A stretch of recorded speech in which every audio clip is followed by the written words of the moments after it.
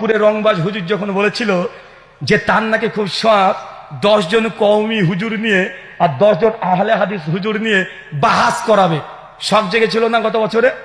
আমি ভেবেছিলাম, আপনাকে বলে গেছিলাম, এই স্টেজ থেকে বলে গেছিলাম, শুধু মানে জায়গাটা পরিবর্তন হয়েছে, আগে ছিল ওই ভেতরে, আজকে হচ্ছে একটু বাইরে, কিন্তু প্রতিষ্ঠান কিন্তু একটাই।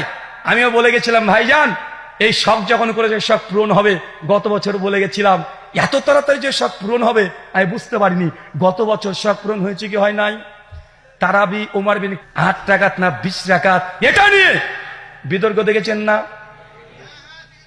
দেখেছেন তো?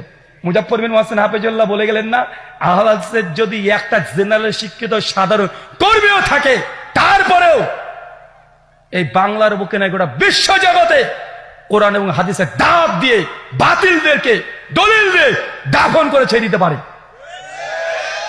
ভাই আমি আগে বলেছি আমি আলেম না, আর যদি আমাকে কেউ যদি আলেম না বলে এটার আমাকে অ্যান্টিভেনাম জবাব আছে, আর যে জবাব দেব ওই জবাব ও হজম করতে পারবে না, ও বিষ্ঠে মরে যাবে।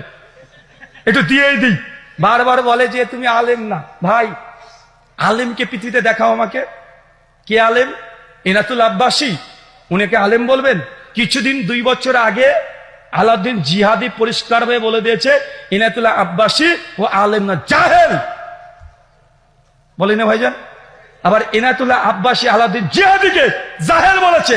কিউট বয় রেজাল করিম আবরার আবার চ্যালেঞ্জ করেছে আলাউদ্দিন জিহাদিকে, এক পারা যদি ফতোয়া স্বামীর নেরা আরবি টাকলা আরবি পড়ে দিতে পারে তাহলে নাকি বাহাসে জিতে দিবে, মানে আবরারের কথা অনুযায়ী। এই দেখেন আলাউদ্দিন জিহাদি মূর্খ জাহেল। তো আলেম কে রে ভাই?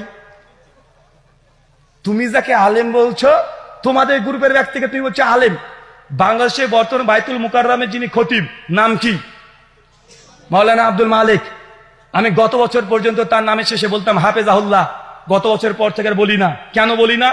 কারণ তাকে যখন প্রশ্ন করা হয়েছে আমিন প্রসঙ্গে, ভিডিওটা ভাইরাল হয়েছিল যে কিছু কিছু ব্যক্তিরা মসজিদে আমিন বলে, আমি তার ইলমের কারণে তাকে শ্রদ্ধা করতাম, তাকে ভালোবাসতাম, তার জন্য আমার প্রত্যেক আলোচনাতে আব্দুল মালিকের নাম নিলেই আমি বলতাম হাফেজাহুল্লাহ বলতাম।